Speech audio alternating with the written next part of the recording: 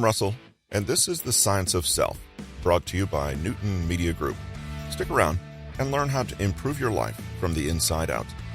Today is July 28th, 2022.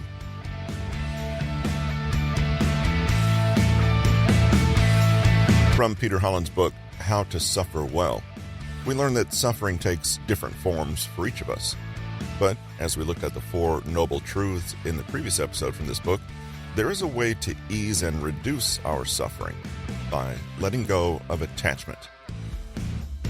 Today's episode gives you 4 simple exercises to help you accomplish that. Thanks for joining us today, and we hope you find some of the following 4 exercises useful in your everyday life.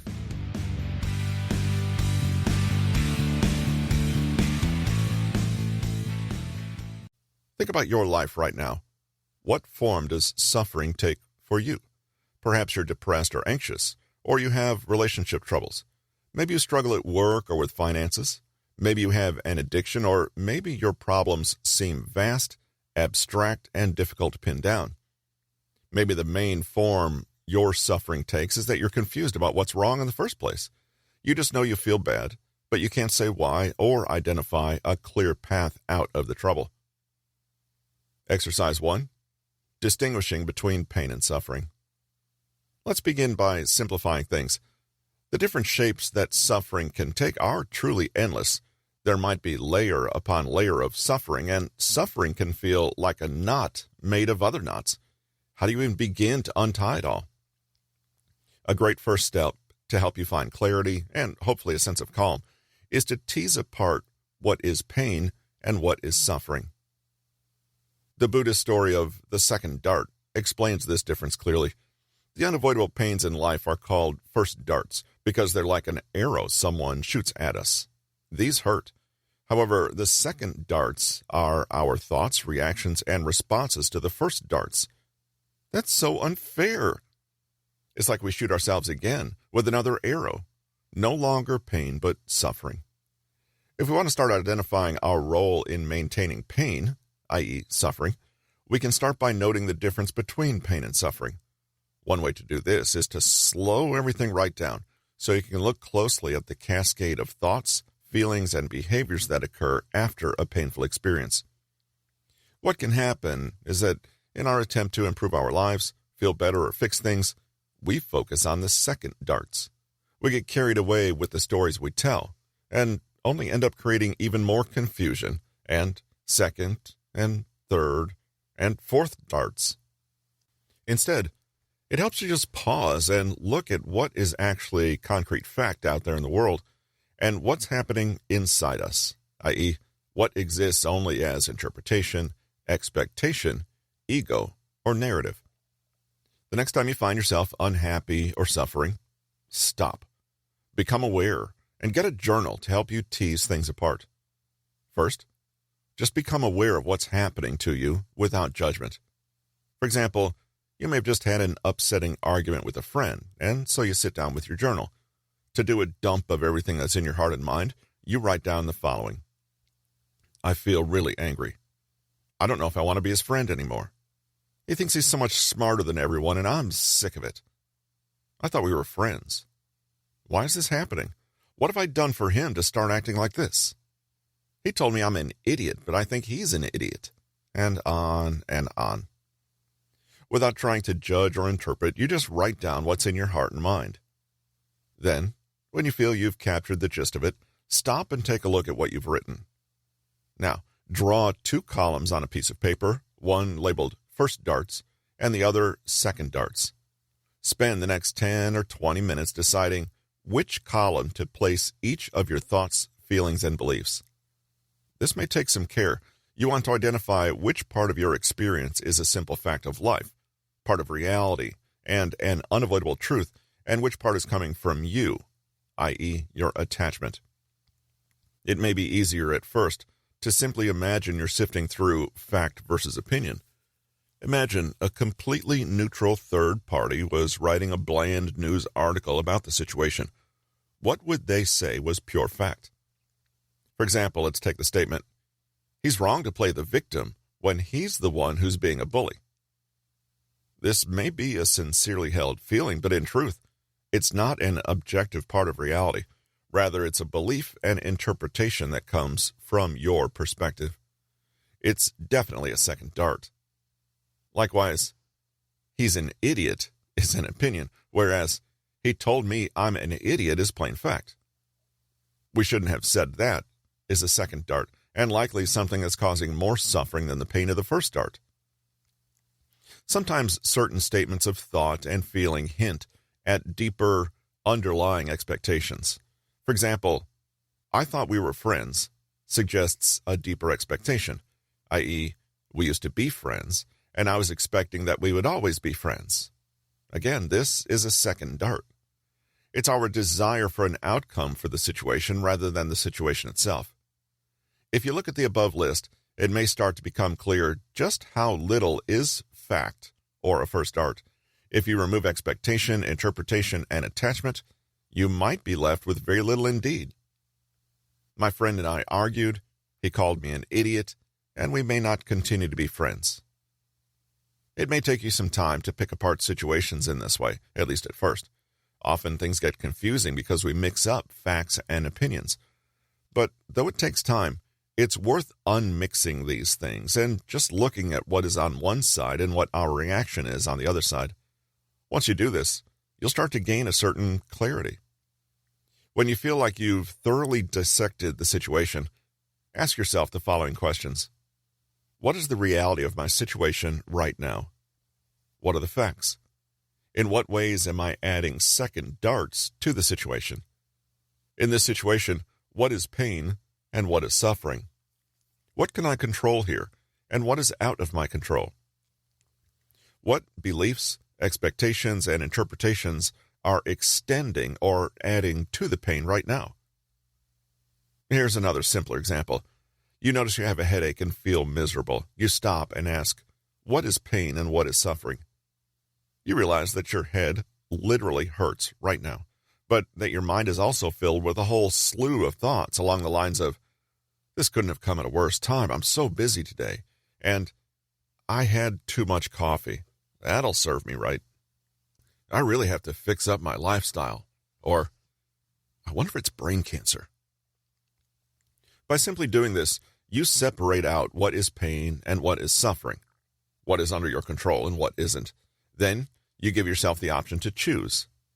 You can take a painkiller or sit somewhere quietly while you wait for the inevitable pain of the headache to pass, which it will, and maybe, since it's entirely unnecessary, you decide not to get carried away with self-talk about the headache, which only makes things worse. You have a headache, you accept that you do, and somehow the problem is much, much simpler. Knowing how to discern between fact and opinion or between first and second darts won't make all your problems disappear, but it will stop you from making them bigger than they have to be or holding on to them long after they've naturally moved on. Exercise 2, Finding the Middle Way. By now, you're probably beginning to better understand the title of this book, How to Suffer Well. That we will suffer is a given, but we can choose to master this inevitable fact of life, even making an art of it. Sadly, many popular Buddhist ideas have trickled into the Western mainstream, but not before getting a little mangled in the process. When we pass certain Buddhist concepts through our pre-existing framework, we can sometimes land up with beliefs that are rather limiting. For example, the unconscious belief that if we meditate enough, if we are mindful enough, if we are detached and spiritual and pure enough, then somehow we won't have to suffer. We may secretly hope that we can attain nirvana and never have to suffer again. We may feel that if we're unhappy, we're doing something wrong. It's all black and white, all or nothing view. Either we are in blissful happiness and perfection, or we're bad and wrong. It sounds extreme, but how many self-help books out there are covertly promising exactly that? But light and dark go together. Happiness can be grasped because it occurs alongside sadness. In our world of polarity, opposites are not at war with one another. They're mutually defining.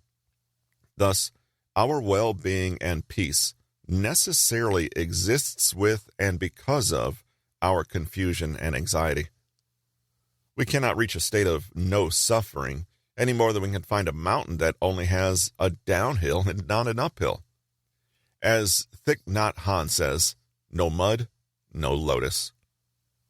When we see the world in such a black and white way and value only one binary, then we're not seeing reality as it is, and we invite more suffering. Many psychologists call this particular way of thinking a cognitive distortion, and cognitive behavioral therapists work hard to empower people to notice when they're doing it so they can choose something else. If you're suffering, pause and become aware of what's going on inside you. Try to seek the middle path and avoid extremes, and see if you're engaging in all or nothing thinking. For example, this entire situation is hopeless. This kind of thing always happens. I'll never get to the bottom of this. I'm a failure. You can't trust anybody. I have no choice here. It's this crummy job or I don't eat. There's a harshness and inflexibility in all of these statements that actually doesn't reflect reality. We see absolute terms like always, never, everyone, nothing, completely, and so on, and we know we are likely in a polarized black and white mindset. But look at nature. It's complex, soft, dynamic, and plays out in endless gray areas subject to constant change. Black and white thinking can be thought of as a kind of grasping or attachment. It's like looking at a single frame of a movie and making a pronouncement about the entire movie based on that tiny moment. If we look at one event, one thought, or one action, and make a definitive statement about everything everywhere, we're no longer in the moment and we're no longer perceiving reality. We're telling ourselves a story, and the difference between that story and what's actually happening will often be a source of suffering. In the Buddhist tradition, the middle path is the one we take when we avoid extremes. There's no absolute position, but rather a constant flow along with the ever-changing moment. You don't have to be a brilliant and perfect angelic being, and not being so does not mean you're a repugnant waste of space either. You don't have to starve yourself, but it's probably best not to binge either. The middle way is not just about moderation, though. It's a metaphysical position. When we adopt the middle way, we're more aligned with life itself and at peace with the nature of reality, which is impermanent and illusory. Truthfully, extremism is often something that stems from our ego's need for control and certainty, rather than from our direct perception of life around us. To reduce your own suffering and practice more nuanced thinking, be on the lookout for exaggerations, generalizations, and assumptions. Be aware of any time you're making a blanket statement based on very little information or none at all. Then, look to see if you can soften or moderate them. Let's take a closer look, considering our earlier examples. This kind of thing always happens. Does it really always happen? Every single time? In the history of everything? Probably not. By telling yourself that this is a permanent state of affairs, you increase your resentment, powerlessness, and anger at the situation. You especially stop yourself from imagining or discovering a potential solution. Instead, you could remove that absolute word always and soften it to sometimes. Isn't that more comfortable? You could even go a step further. This kind of thing is happening right now. There is instantly more light and more ease. You acknowledge the pain without adding on extra suffering by imagining that the pain is eternal. I'll never get to the bottom of this. Again, will you never, ever? If you can instead say, I haven't gotten to the bottom of this yet, you're creating less suffering for yourself. You are looking at the moment as it is, rather than inviting anxiety and needless suffering by making definitive pronouncements about what hasn't even happened yet. I am a failure. While there are no absolute terms here, the statement is still a cognitive distortion. Failure is something that happens. It isn't what people are.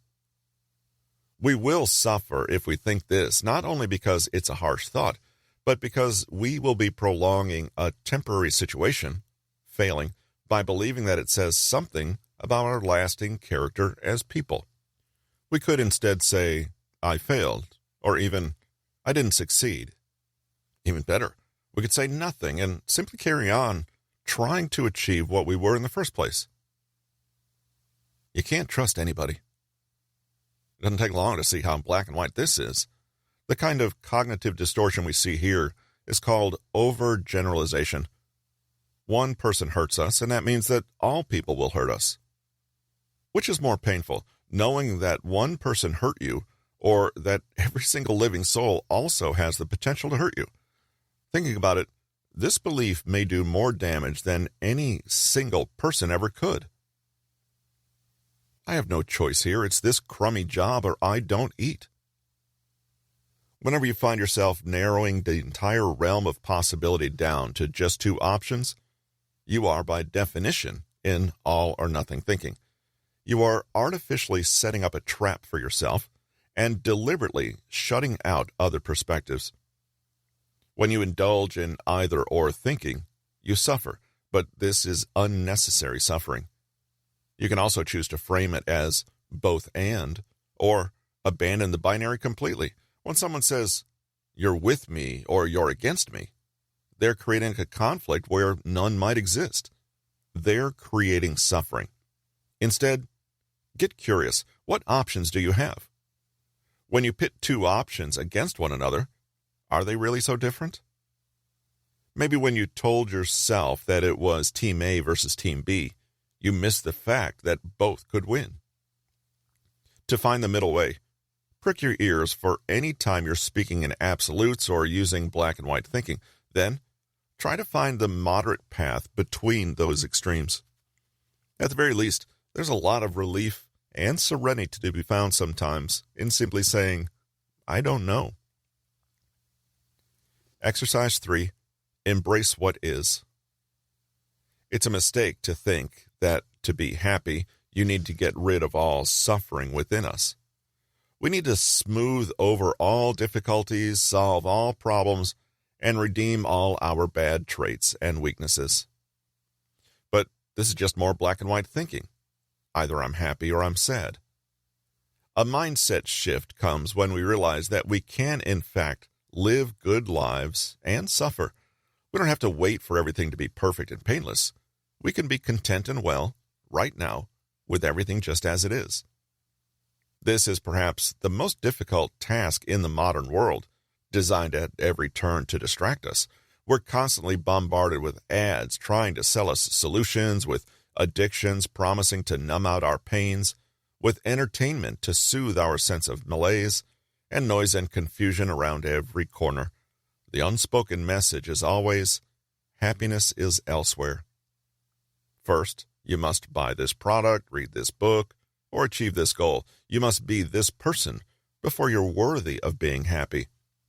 Really, the message goes deeper than this. Whatever you do, escape the present moment, which is difficult and flawed and uncomfortable. Instead, flee to the past or the future or some hypothetical fantasy world.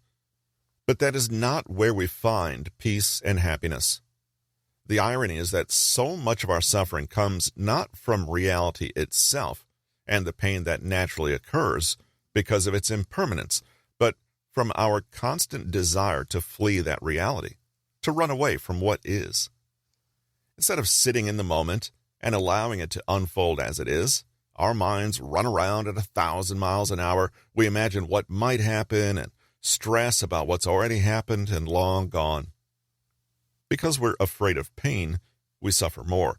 Because we don't know how to deal with suffering, how to suffer well, we do it badly and end up suffering more and for longer than is necessary.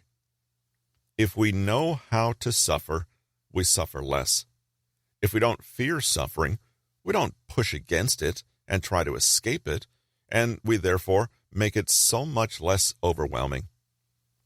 It's a little like childbirth. If we're scared of the pain, that anxiety creates tense muscles and higher cortisol levels, and this is what makes it hurt more. If we embrace the fact that sometimes we will experience pain, we somehow soften around the experience and allow it to pass without turning into suffering. How can we actively practice embracing what is rather than avoiding it? For one, we can get better at emotional regulation. Try the following exercise. The next time you feel an emotion, make your priority to simply become aware of what it is, name it, and allow it to be. Don't judge, suppress, or diagnose the emotion. Don't try to interpret it or hurry and find a solution or explanation. Don't try to imagine if you're justified in feeling it or not. Don't rank or appraise it, deciding whether it's a good or bad emotion, whether it's too much or too little. Don't get impatient and wonder what's on the other side of that emotion and start wondering how you can move it along. Just become aware of it, that's all. You might even like to deliberately say to this emotion, "Hello, emotion, I see you. I'm not afraid of you. Don't be afraid of me. Let's sit together." It sounds a little corny, but notice what it's like to just be with the emotion as it is. You don't need to summon Buddha-like levels of compassion or totally approve of the emotion either. You don't have to like it, understand why it's there, or feel as though you're in control of it. You just have to see it. Easier said than done, however. You might find that the moment you and your emotion are alone together, your brain instantly asks, "Is this it? Come on, give me something more interesting to do." You may be so automatically drawn to distraction or escape that you don't even notice it at first. But if you're tempted to flee the moment, just bring yourself back. Remember, you're not solving any problems or wrestling any demons, you're just sitting with. This exercise sounds a lot simpler than it feels to practice in the moment. But that's all you need to do. Practice. Just keep being aware.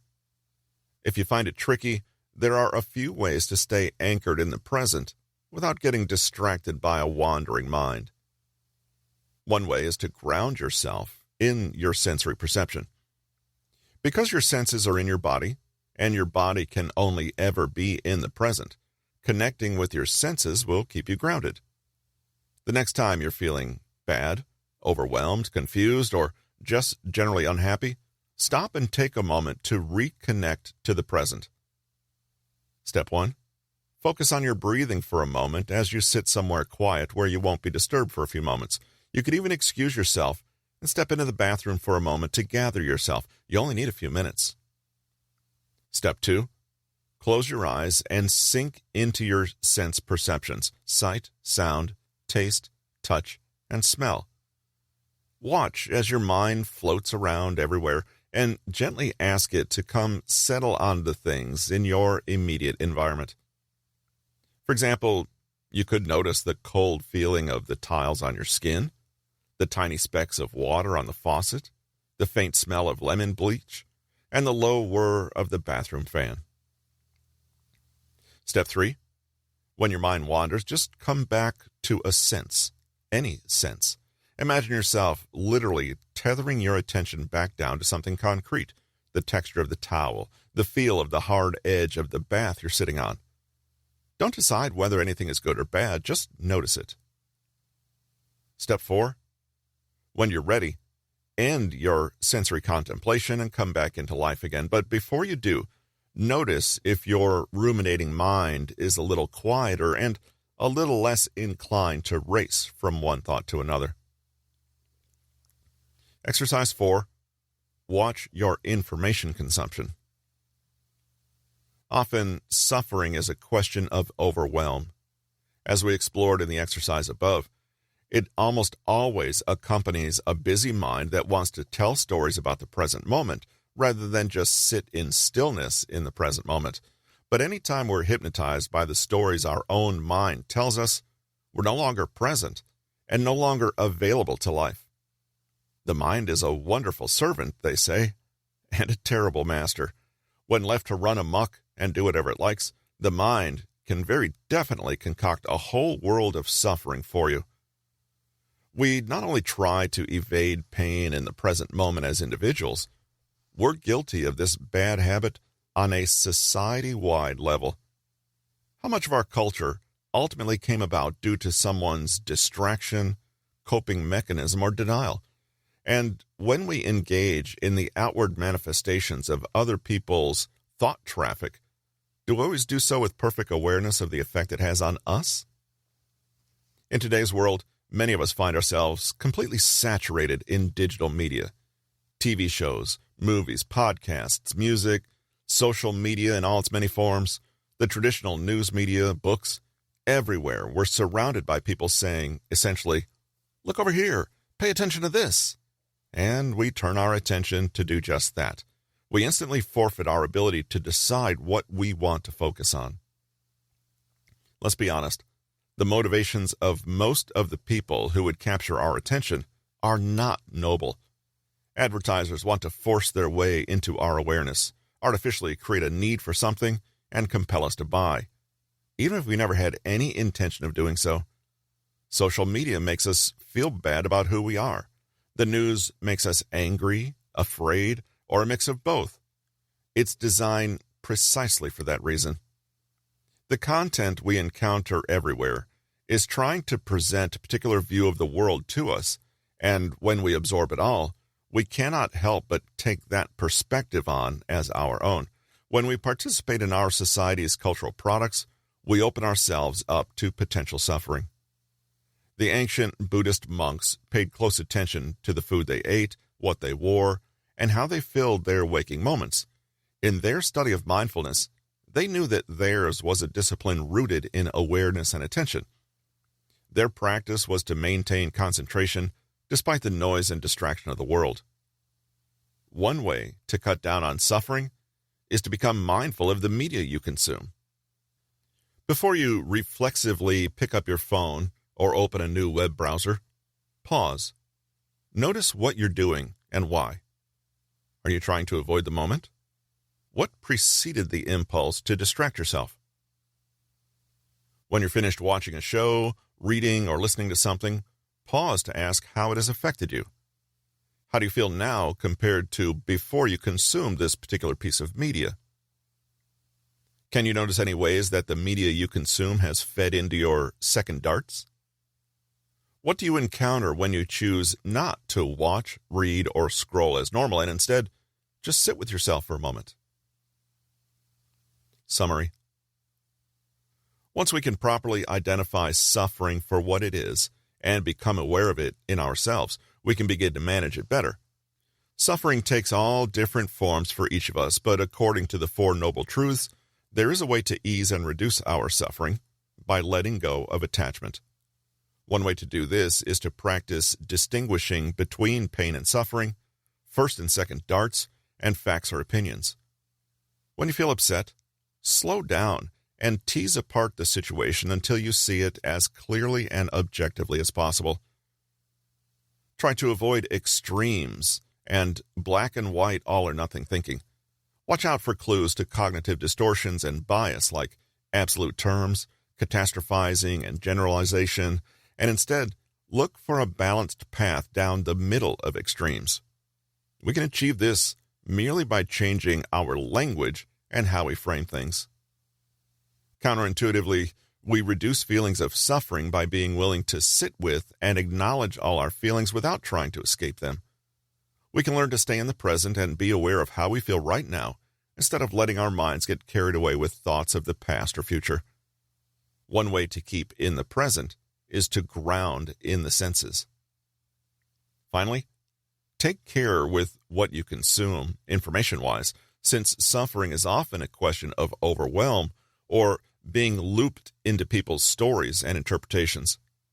Pay close attention to the media you take in, its effect on you, and how these distractions may be helping you avoid your feelings in the present.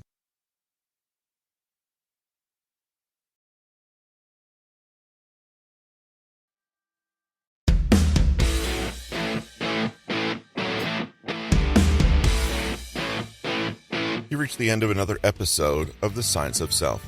Connect with us at newtonmg.com, and don't forget to sign up for the newsletter from Peter Hollins to receive free materials at bit.ly/ peterhollins.com. See you at the next episode.